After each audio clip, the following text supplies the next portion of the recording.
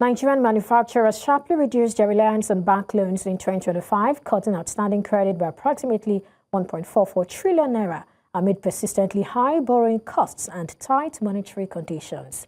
This is according to the Central Bank of Nigeria's sectoral credit data.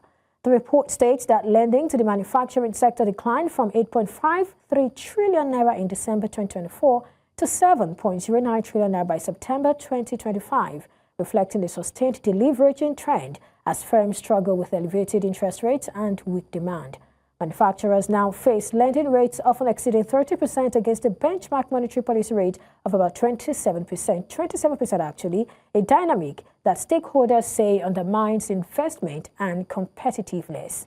Stanley Onuorah, economic analyst, joins me for more on this. Thank you for joining me today, Stanley. It's nice to be here with you. Right. Banks lending to the manufacturing sector has continued to dwindle. What do you make of this? So the sector is the manufacturing sector, which is very important to the economy as at the time, to every economy, because that's what your industrialization is and your goods and what reduces the cost of goods for you. You notice a trend because the higher the interest rates, the more difficult it is for most of those manufacturers to price their goods. And some of those goods are price sensitive.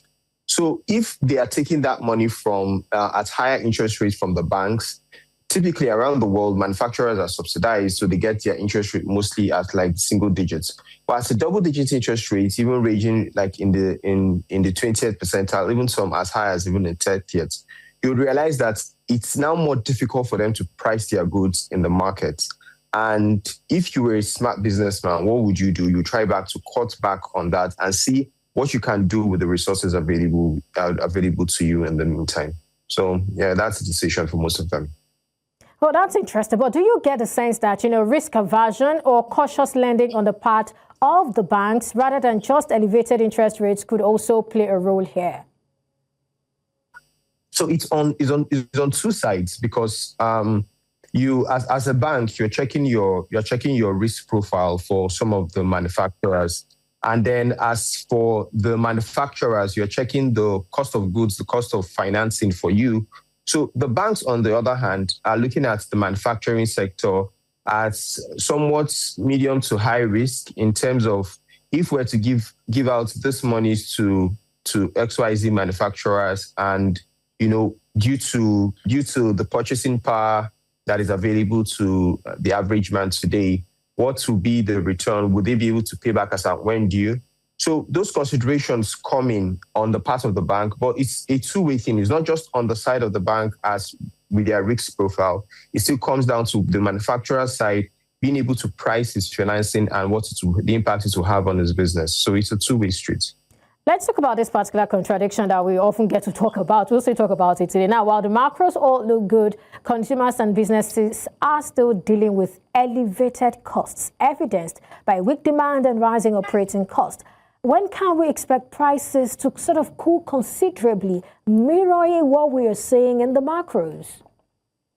So with what we're seeing things like inflation rate dropping, saying that inflation rate is dropping. It doesn't necessarily mean that the cost of goods have dropped, just that the rise has the rise in price of goods has reduced as dramatic as it used to be. Doesn't necessarily mean that the goods in the market are now cheaper or that the costs of things are now cheaper. We expect that if this is sustained over time, it will then trickle down to the cost of goods. But if it is not, and Nigeria being the economy that it is, if it is not, because as a producer, manufacturer, as a businessman, you are going to have to plan for months ahead, not just for what is happening in the meantime. So if you're planning for 6 months, 8 months, and you are trying to reduce your cost, what do you anticipate to be the future cost of the goods that you're going to produce, or what your sales will be? If you see that, if you are putting that in perspective and if you are using historical evidence, you notice that there has been uncertainty. So if you then try to reduce your costs today and then things decide to go wrong again in 3 months, then you start to see you'll be uncertain in your business. So typically we need to see a sustained economic improvement over at least 8 to 12 months for people to now have that confidence in bringing down price of goods. But at the moment, we're still seeing high energy costs. We're still seeing infrastructure not being a major bottleneck for the people that are moving goods, and insecurity. So all these things still tie up to the addition to cost of goods, cost of moving goods, and cost of doing business in the country. So we need to see that being sustained over a period before we start to see a reduction in the price of goods.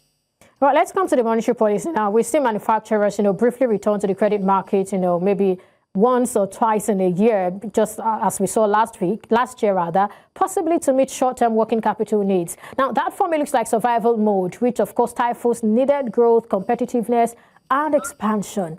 Isn't this trade-off for exchange rate stability and improved forex liquidity becoming unbearably expensive?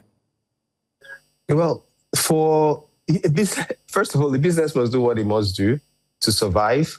And if you notice some of the spikes that came up with those short-term financing, it was mostly during the festive period to be able to augment working capital for the short term.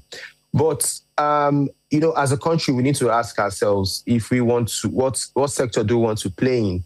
Because if FX still remains high, it means that your imports are cheaper. And then for the people that are importing, they're able to displace some of the manufacturers. If you then have a weaker currency and improved funding for the manufacturers and improved infrastructure as a whole for the whole sector, then you now start to see an uptick in imports, a reduction in price locally, and in exports, for the manufacturers. So we need to agree on the sector on the side that we need to play as a country. Do we want to improve manufacturing and do what is necessary for them, even if it's going to be painful in the short term?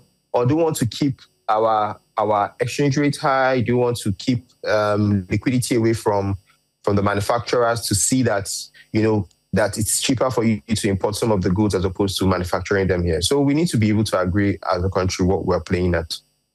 All right, but I'm just looking at it. Doesn't this sort of paint the picture that you probably do not have alternative markets for these manufacturers to go get money? They have. So you have the likes of the commercial papers that they can go to, and the stock markets being what it is. And we've seen some of the uptick that has happened, especially in the NGX. But those alternative financing is available but limited, especially for the smaller players in the industry. So if you are a major player, it's easy for you to raise capital through the stock market or through one of the commercial papers, or you just find alternative. It's easier because your credit rating is higher. But if you're a smaller manufacturer, who a lot of our SMEs who fall among the SMEs they need to survive. They need to be able to produce.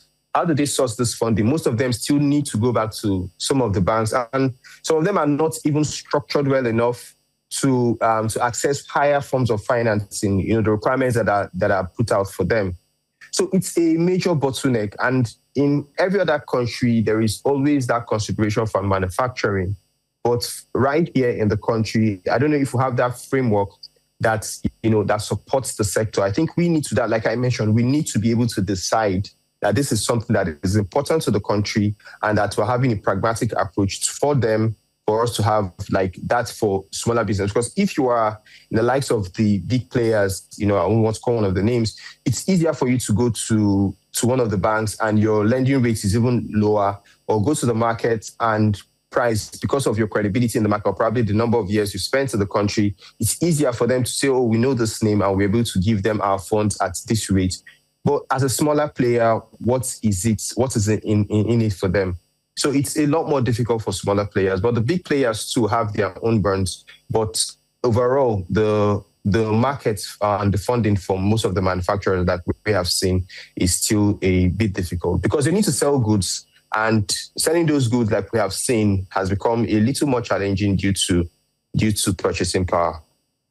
Right, and we also know that, there was a time we were talking about the federal government giving out loans to manufacturers, small businesses, nano businesses, and all of that. It remains to be seen how they were able to put this, into effective use. But away from that, I want us to get back to, the financial market sort of. Now, set against the backdrop of increased bank deposits with the CBN and higher NPLs, that's non-performing loans, do you think there really is enough incentive for banks to keep lending to the real sector?